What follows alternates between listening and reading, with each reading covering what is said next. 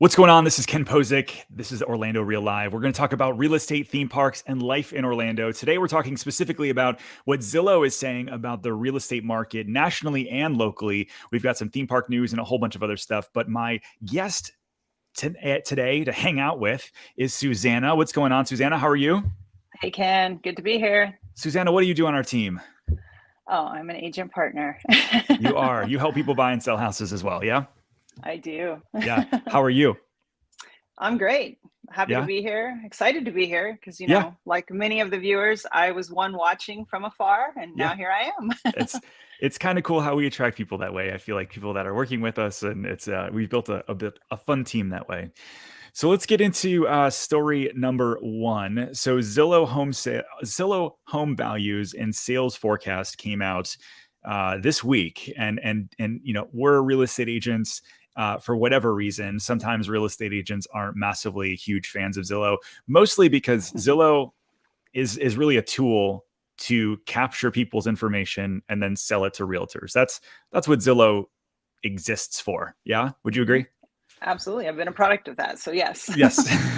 But they've done the best job at it, I think, more than Mhm. anybody else. And so, but before we get into this story, we start out every week, and I forgot to do this, which is where are you watching from today? And some people are already checking in. You've got California Dreaming. Hello, cast member from Epcot. Good to see you. Kevin is checking in from Lakeland.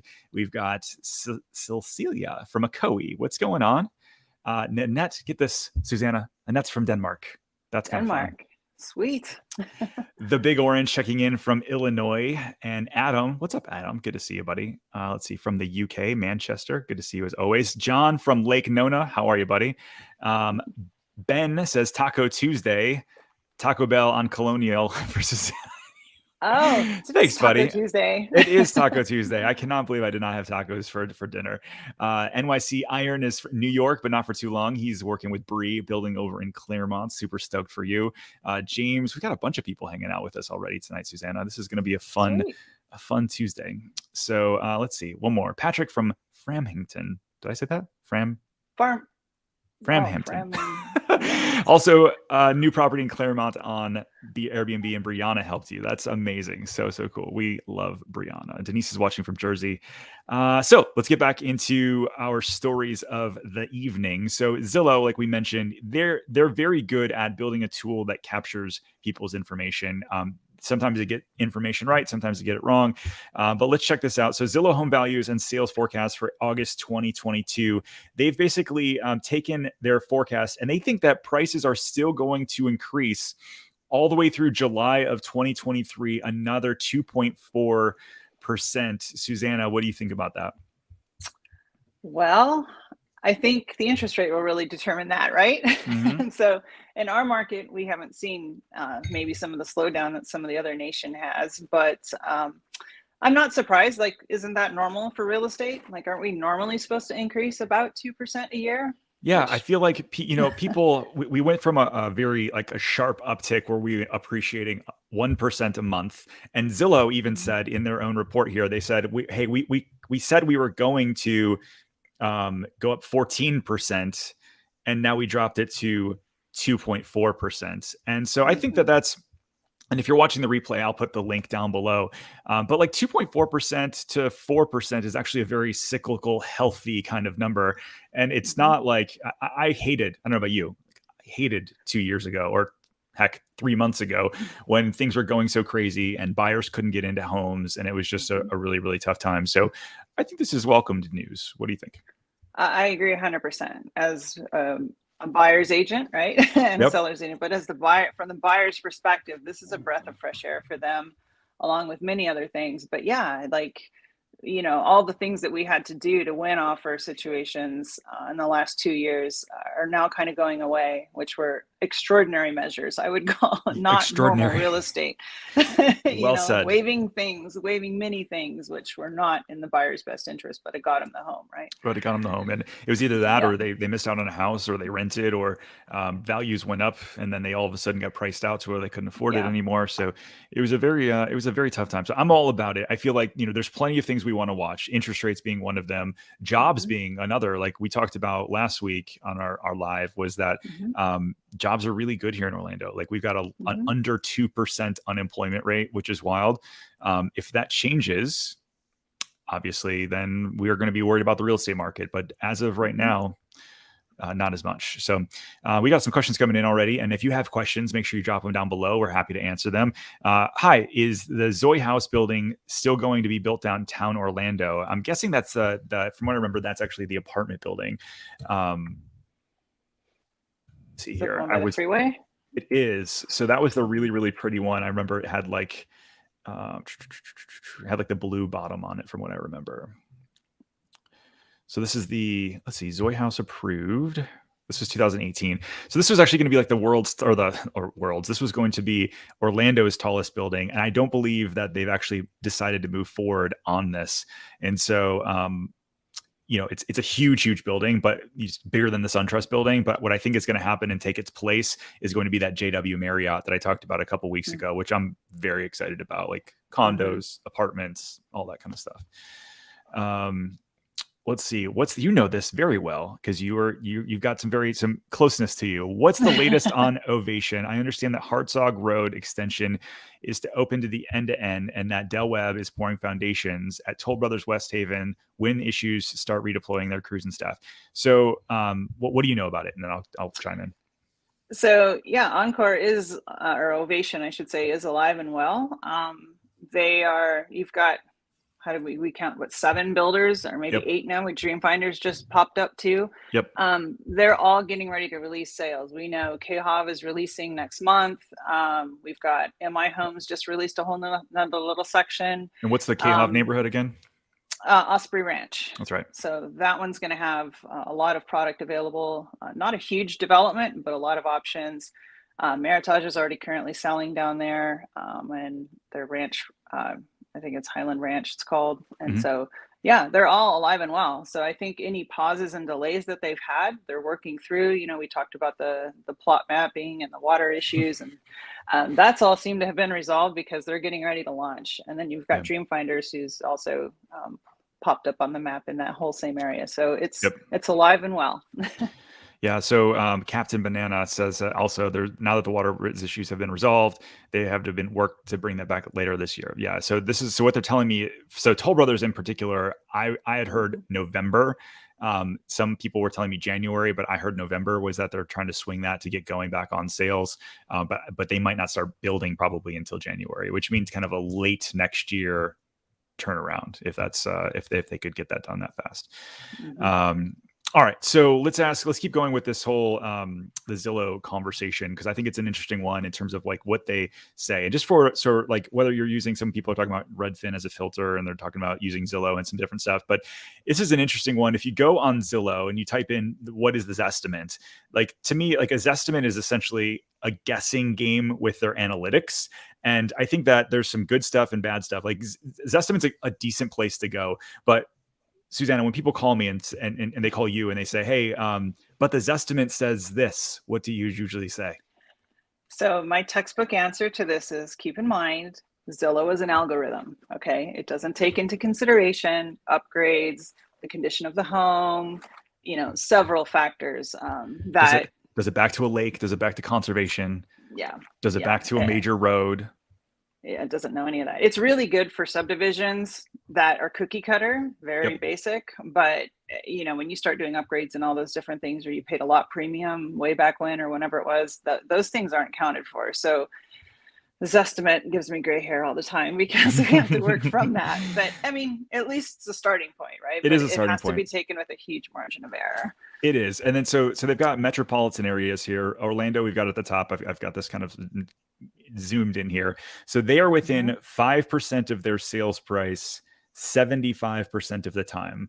If I was only, 75% of the time is not amazing. And then they're within 20% of the sales price 99% of the time. I feel like literally my 10-year-old who's in 5th grade could figure out within 20%, 99% of the time, right? It's just, again, it's an algorithm that they kind of guess. And so when people are, when you're either on the listing side and you can adjust your Zestimate, or if you're on the buy side, understand that it's just not the be all end all. It's just sort of a starting point. Would you agree? 100%. Yeah. So we've got a bunch of other things. Chad Zillow saying basically that they think the prices are continue to rise over the next year. That's what they're saying. All right. So actually a lot of questions in here. Kathleen asks, do I expect price appreciation to be greater in areas like Winter Park and Windermere versus some of the areas a bit farther out from downtown Orlando? I would say yes. In the areas that are already built out, like Winter Park, there's no more building in Winter Park unless it's a tear down, or Windermere's the same way. Unless it's a tear down, you're not getting new construction. And so because of that, values typically hold a little bit better. Where areas like Mineola and Groveland, while you can get something that's a little bit more affordable, prices, there's a lot of other competition that's potentially going to come. Do you have anything to say about that? No, I concur. Yeah, you're absolutely right. Yep. All right, cool. Hi there. I saw Delwell Mineola is moving dirt. Do I know any time frame on that might be starting, or price point? I don't know price point, but I do believe that they're going to be a Q1 of next year starting for sales. Have you been out to Mineola lately? Yeah, I was just out there last weekend. Yeah. I was at a couple developments. It's moving around. It is, and I think it's a good affordable area for people that they've been priced out of Horizon West. They want to be on that west side of town. I think with all of the new commuters and stuff going in, all of the new roads going in, it's going to be way more accessible in the next 2 to 3 years. What were your buyers saying when they were out in that area? They loved it. They loved the accessibility to the turnpike because it's right there. So if you're worried about how long does it take to get to downtown, the airport, Universal, Disney, it's not that bad at all. And, there's major shopping just south, like 5-10 minutes into Claremont. So it's really a prime location, in my opinion. Yeah, agreed. I totally agree. Devar Cooper, I have not said your name before, so that means you're newer to the channel. So thanks for hanging out. Is paying a lot premium of $300,000 in Lake Nona worth it? The home already starting at $1 million by Toll Brothers and 3,500 square feet. So you're talking about Laurel Point, which is a gated community in Lake Nona. And so I think that, listen, the lots are worth what buyers are willing to pay. And from what I hear, they've got a waiting list for that neighborhood. Because again, like if you go to like the Lake Nona Country Club, prices there start at $2.5 million. So you're outside of the country club, but you're still gated. You're still in Lake Nona. You're still close proximity to all the cool stuff coming in. Toll Brothers, I think, builds a really good product. And so, yeah, they're going to be, the homes all in are going to be starting at like 1.7 million by the time you do upgrades, structural, lot premium. But compared to everything else with what you're getting, it seems about right, in line. What do you think? What are you seeing, Suzanne, in terms of lot premiums? Are you seeing builders budge on those right now? Well, I will say Toll Brothers seems to lead the way in lot premiums, but it's because of the product they provide, right? So, my opinion, and again, take it for what it's worth, but I am seeing the builders not moving on their price point so much, but playing with other things, right? And lot premiums is one of those things, and then the incentives they're offering. So I do think as more inventory hits the market in special areas like Horizon West, at that Ovation area, I think they're going to have to be a little more competitive and not charge $100,000 on a lot premium for a $700,000 house, because and they're going to have to a conservation. Yeah, exactly. They're going to have to do something with, I mean, all these builders are starting to offer more closing costs, offer more option incentives, offer more. They don't like to touch the base price of the house because that can mess with, like, they want to see the base price continuing to increase. But at any given time, they can say, hey, listen, here's 25,000 in options, 40,000 in options, and 10,000 off your lot premium to make it feel like you got a bit of a better deal, which it just becomes this big shell game, right? And there's so many builders out there that offer different stuff. It's kind of an interesting thing. Yeah, agreed. Will says Zestimate is like the Credit Karma, close but not accurate. That's actually really good. That's really good. I like that. I like that. I'm going to steal that, actually. Listen to this. And Mr. Ned Kelly, this guy, he was on my first live, I don't even know, 18 months ago, 2 years ago. I see some, oh gosh, sorry. Ned Kelly. My man over in the UK. He loves checking in. She doesn't have a beard. Chase has a beard. No, not No Chase beard tonight. material today. What's going on from Massachusetts? Good to see you.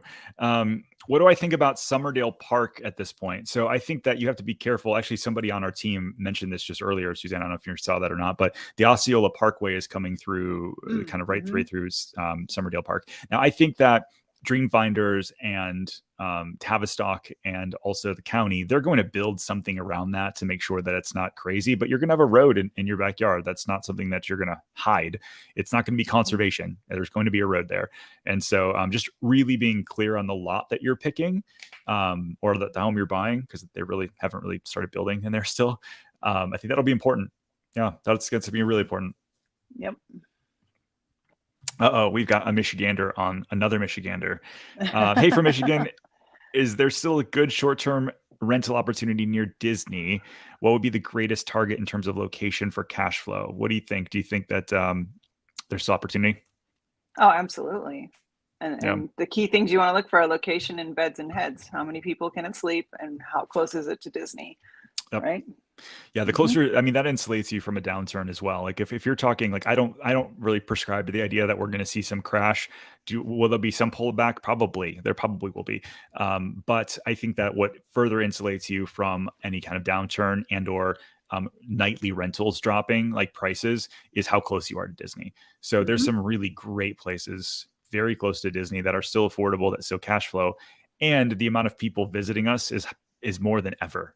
And so that's not going down. That's not going down, right? And so I think that if you get into it for the long term, then you'd be good. You'd be good to go. Let's see. Chances of Orange counties allowing short-term rentals in the future. I think that they're pretty well against them. Just to hold sort of the values and sort of the community feel. I think that Orlando allowing them in certain areas was kind of a shocker to some people. But again, they put the stipulation that you still had to live in the house, which makes it a little awkward. If you're going to rent out a bedroom or two, that's okay. Victor, first time.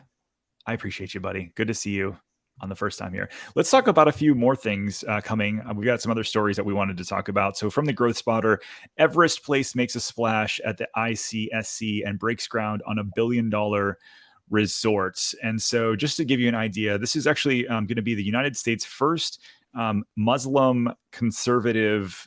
This is what they're going for, essentially. Like, where is it right here? I remember I saw this in their whole makeup.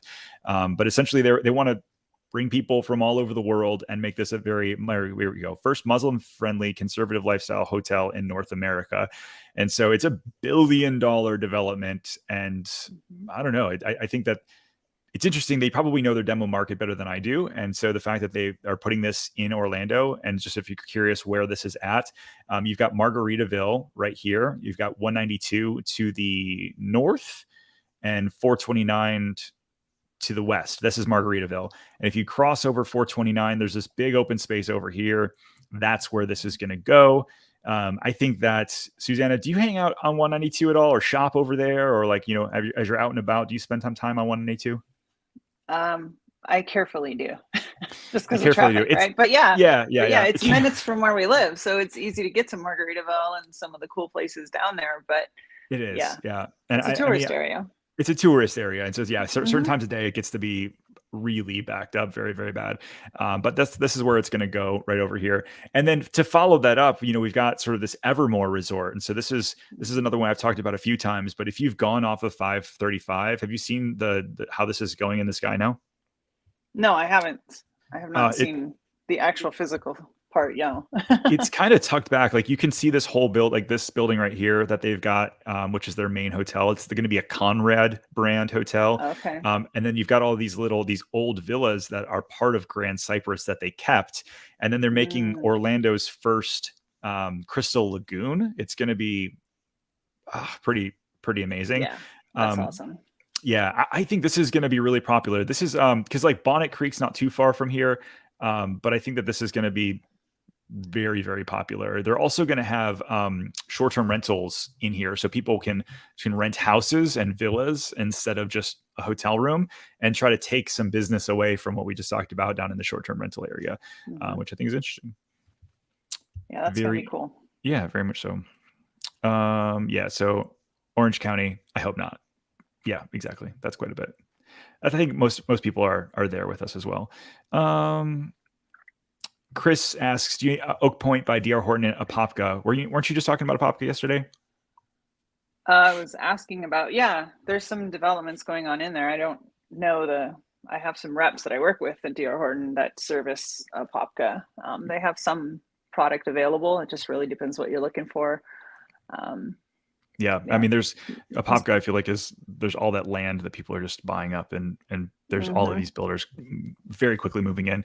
Camila asks, are they're still building new townhouses in St. Cloud? Yeah, there's going to be new townhouses in St. Cloud, new houses in St. Cloud for as long as we can think about, for sure. There's a lot of land there. There's a lot of land left. Yeah. So that's definitely an option. And St. Cloud's huge, right? St. Cloud has massive growth potential, especially with the new Osceola Parkway coming in, which we just talked about. With Summerdale, you need to worry about, or at least could be considered with. But it's going to make St. Cloud much more accessible as they start adding more and more roads that way too. Yeah. All right. Yeah. You had a story you want to talk about specifically with the cruises today, right? Yeah, so if I had to recap what's hottest news out of Disney in the last 24 to 48 hours, it's the Disney Cruise Line. Yeah. They finally, because Disney's always the last to kind of loosen the belt on these restrictions of late, they're finally lifting the testing requirement for people going on cruises starting on September 23rd. Interesting. So now, does that's this mean huge news. Just testing, right? So you still have to have Disney's still requiring people to have the COVID vaccine, though. Correct. Well, yes. If you have your card, you'll load it. They have a site, you Safe Passage. You upload the card to Safe Passage. It's stored in your documents, and you're good to go. Previously, and people who are still cruising now will have to do a cruise test with like 48 hours prior to you getting on the ship, and it'll have to be uploaded to that and whatnot. But starting the 23rd. Now you don't. And the people that are unvaccinated will have to still test, but it's a lot less hurdle for those that are vaccinated. Yeah. Because there's so many people that have showed up to the port and they tested positive. Like, could you imagine? Yeah. Like your whole family's in the car, you're all excited to get on the ship, and you're like, oh, Dad just tested positive. Go home. Whoops.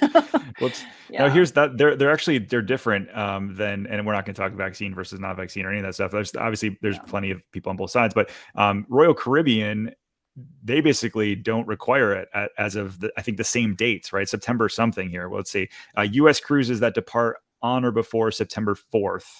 And I think a lot of that is because U.S. cruise ships that stop in Canada and Bermuda, Canada still requires all of this. So if you're going to be sailing up there, you gotta have your documentation. But it's interesting to see like how Disney does it compared to other folks. And you're right, they're usually the most safe on that stuff. They're going to be the last to lift restrictions. Do you think that's a good thing? I think it's what they do. I mean, from my personal perspective, I'm elated because, we have cruises coming up and now we don't have to deal with all that inconvenience of now we have to buy the test or go to a place to be tested. They're not doing it at the port anymore unless you want to pay like $100 some bucks a person. And, so from a convenience perspective, I'm happy. Now, some people this is the flip coin of that, is some people are concerned now that they're going to be more so exposed to COVID because of this lifting of this requirement. So I don't know, what do you think of that? I think we're going to live with this forever. So yeah, I was going to say, I feel like it's something that's just going to continue to be part of our life for a really long time. And so it's time to, I feel like it's like going out to a restaurant or a bar or really anywhere. It's like, you weigh your risks, right? And so if that's you, then you have to make that decision. This was an interesting one. Did you follow Artemis at all? The whole takeoff for NASA? I watched it on the news and then it didn't happen. And then it didn't happen, right? So Corey's saying bets on Artemis taking off on Friday. For those of you who didn't hear, NASA and space fans await decision on next chance launch the Artemis moon rocket. And so apparently what happened is they were getting ready to launch and then they had a crack in their cooling system or something like that, which then made them not launch. But did you see the photos of the people lined up over on the coast? Like, I mean, people were waiting hours and hours. Yeah. It's cool though. I mean, like that's like, we get to watch this from our house, which is still kind of blows my mind a little bit. Yeah. No, it's really cool. I mean, just another plug in the hat of economy of Central Florida, right? That's true. That's really true. All right, so we've got a couple other questions here. Where actually, there's a lot of questions. I know I missed this. I missed throughout here. So, gosh, any word on the JW Marriott downtown? I mean, I talked about this a couple earlier in the show. So yeah, I mean, they're moving forward towards getting approval, and so I'm guessing over the next month they should. And they're talking about a 2025 opening, and I'm very excited about this for the downtown area. I kind of might. I'm thinking I might buy one for an investment property, actually. What's up, Clark Norton? Good to see you, buddy. Former past client. Here, you know probably about this. Can you answer this question? When will Silverleaf community be ready? Well, they're on sale now. And so the first deliverables are supposed to be summer of 2023. Yep. Mm-hmm. Yep. All right. So I have I got one. We didn't prep this one. So we're going to see how many of these you've done. I thought this was a cool little, like the travel.com. Tours in Orlando. Yeah. Top 10 rated tours in Orlando, Florida. And when they're saying Orlando, they're very broad on this. It's not all Orlando, but let's see how many of these you've done. Have you seen the Everglades on an airboat? So I've been on an airboat. I don't know if it was connected to the Everglades. It was off Vero Was it Beach Kissimmee? area. No, it was down okay. in Vero. So I feel like it's the northern part of the Everglades. So Yep. I don't know. I've been on an airboat. We've seen gators. So yeah, there you go. All right, that counts. Right? That counts. All right, go out of this world with NASA. Have you seen a rocket launch? Well, does SpaceX count? It does. Of course, we see those all the time. All the time. Like, out our window. Soar over Orlando in a helicopter. I've done this one. Have you done this one yet? No, that I've not done. It'll turn your stomach upside down. That's for sure. Yeah, I'm not so sure I'm interested in that one. I don't know. Glass bottom tour on a kayak over in the like the Rock Springs or Wekiva Springs. Have you done this yet? No, but my husband is all about Wekiva Springs. Once a week I hear about it, and we have to figure something out. Yeah. He wants to go so bad, so we got to figure that out. we should do a team trip over there. I've done paddleboarding, not the glass bottom, but it's just absolutely beautiful. Clearwater. Like Clearwater is not Orlando. I don't know where they got this from, but Clearwater was much more Tampa to me. But have you been over to Clearwater to see some dolphins? I've seen them off the beach. Yeah. Yep. Yeah, exactly. Yeah. Which is kind of insane. Snorkel with manatees. Mm-hmm. This is another one. These actually come up over to Wekiva Springs, especially when it gets chilly, this is actually 30, 40 minutes from Disney World. You can see manatee swimming, which is kind of weird to me, but awesome. Mm-hmm. Spend the day at St. Augustine. Again, not really Orlando. I guess it's drivable from Orlando, but yeah. Have you been up there? On my list of husband places to go is. I love it. We're giving you as many of these. Okay, He's getting me away from Disney as possible. So. You're like, I keep trying to go, and they keep sucking me back in. All right, make room for magic show. I don't know if you've been over on iDrive. They got some very cool magic shows and comedy shows as well. There's a lot of cool stuff up and down iDrive. And then the last two, Miami, definitely not Orlando. Do you spend time in Miami? It's on there. No, I've been to South Beach, Miami. I'll be in Miami in a few weeks for a cruise, to take off out of the port. And then we have hockey coming up in Palm Beach in October. So I'm hoping to go to that too. Right on. So yeah. Right on. And then the last one, say goodnight with a sunset cruise. This one's over in St. Cloud. Somebody mentioned this earlier. Mm-hmm. East Toho it's a gorgeous chain down there. It's funny because it's kind of out in the middle of nowhere, and you finally come upon it and you're like, Jesus, is so beautiful. But watching the sunsets over there is super cool. I love sunsets, but no, I have not done that though. Yeah, right on there. All right, so Jacqueline asks, any updates on Disney affordable housing plan? So somebody asked this about a month ago, and I mistakenly thought, I was like, well, what do you mean? Are you talking about Golden Oak? Or are you talking about some other stuff? But your affordable housing plan. So they're building some affordable apartments over by Flamingo Crossing. They have not started moving dirt. They did announce the plan, and my guess is that next year they'll start building, which means 18 months to 2 years after that until they're open. And you got to think the Disney housing complex, the Disney cast member housing complex, is technically affordable housing.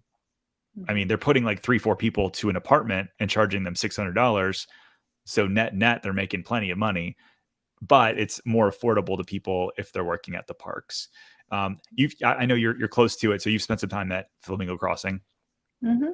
It's Yeah, it's nice. great. I mean, you Did don't a good even need a job. car if you're there, living there, Yeah, you have a lot of things accessible. agreed. All right, let's see what's going on. Johnny, this guy also lives in Michigan. I'm singing the Irish national anthem this Friday at the Detroit Tigers. Shut up. That is very cool.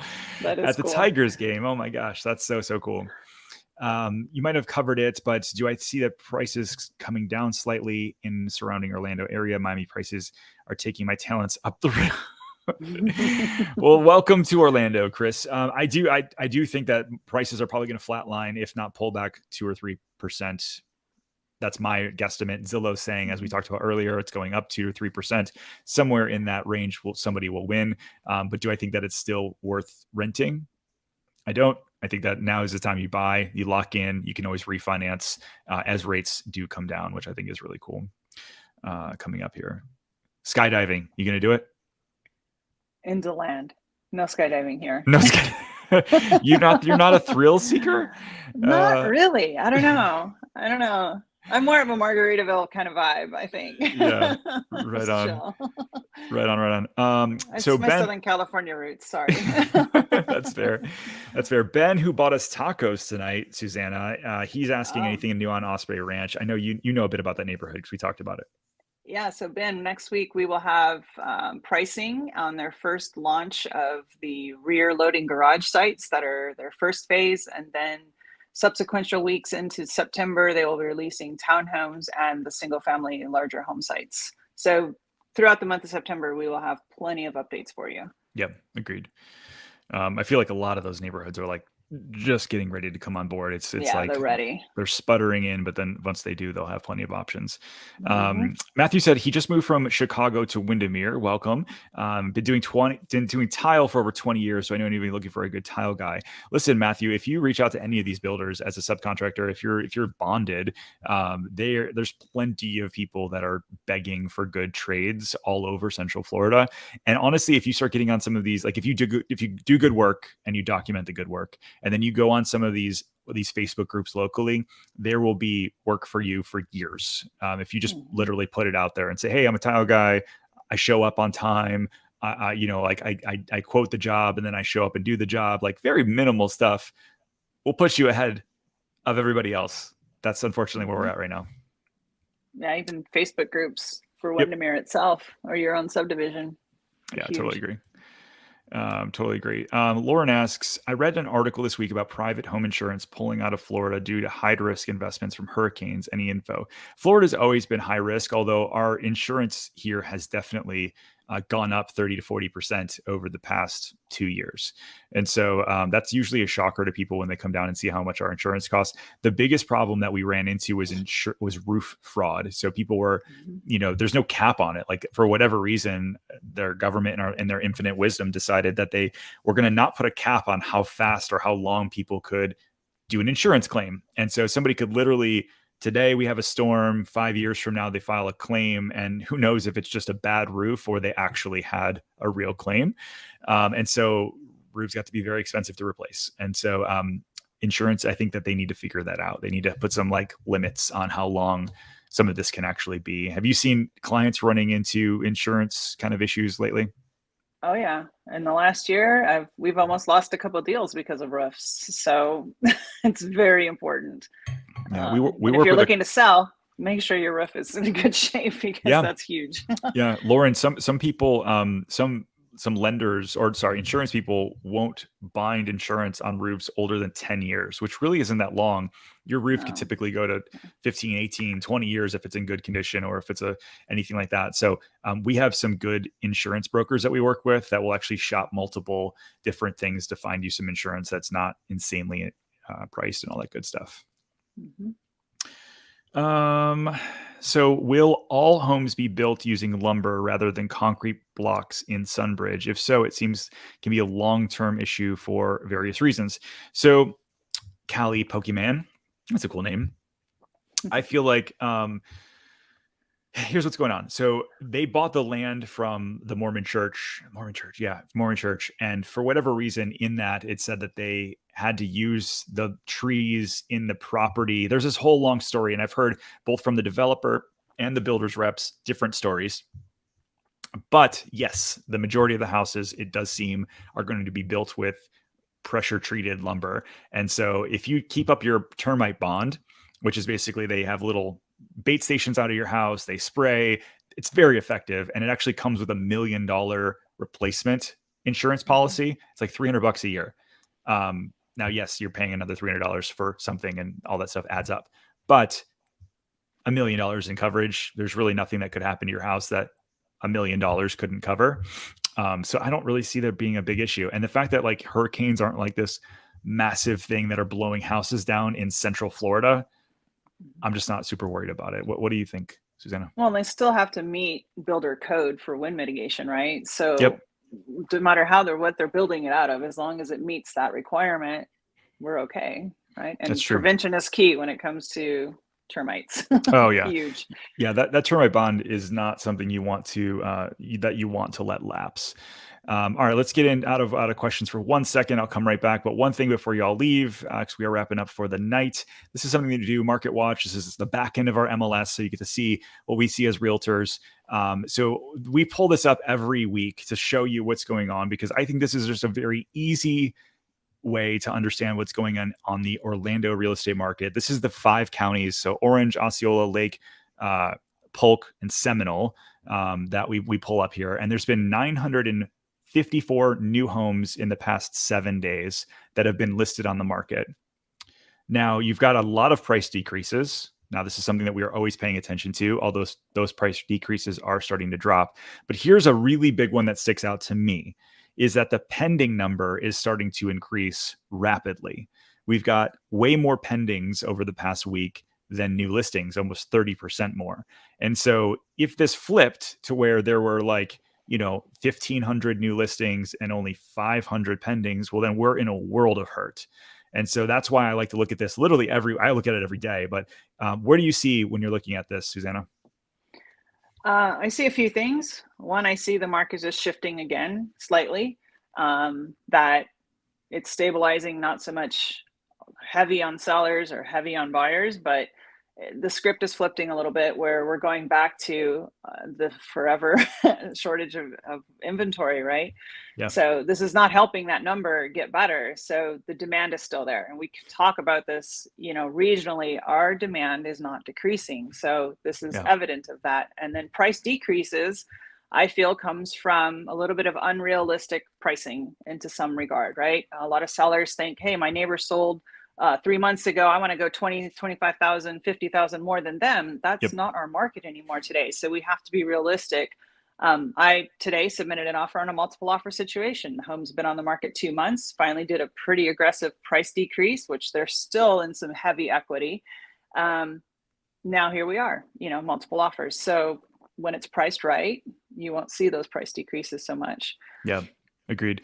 I went on this I was just watching a YouTube video of this realtor kind of explaining the whole market from an economic standpoint. It was interesting. He was like, if you go to Vegas and you put $100 down, and that $100 turns into $500, right? And then you're loving life, right? Like you're excited, grabbing drinks, hanging out with your friends, you're doing stuff, and then all of a sudden you lose $100 or $50, and you start taking your money off the table. And you're like, hey, I'm still up $350, right? I'm going to go, right? I think that's where sellers are at right now. They have to be way more realistic. They don't want to be those people that are just like, hey, I'm just going to go all in and see what happens. It's a very different place to be when you're like, hey, I'm going to be realistic, understand that the house always wins. I'm going to pull a little bit of money off the table and go do what you're going to do. And so I think that's really wise when you're talking to sellers. It's just like, hey, listen, if the market says it's 800, it's 800. If it's 500, it's 500. It's not 900. And now 6 months ago, they could have done that. They're like, hey, comps are 800. We're going to list at 850. It'll sell. Yeah. And we're just not seeing that anymore. No. Yeah. But the good thing is with the right pricing, though, you are likely to get a little closer to what you were hoping for. Yeah. Right. multiple offers on your one, like you talked about. Yeah. Mm-hmm. And anything else, if people want to get a hold of you, Susanna, to reach out to buy or sell in Central Florida, how can they get a hold of you? Your email? Well, my email is Susanna, which is SUSANA at pozekgroup.com. Of course, you can just do info at pozekgroup.com too, and just ask for me. I'll be happy to help you. Awesome.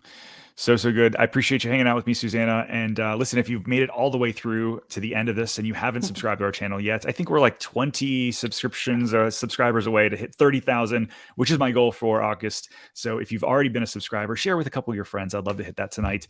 It means the world to us. And we'll see you guys next week. See ya.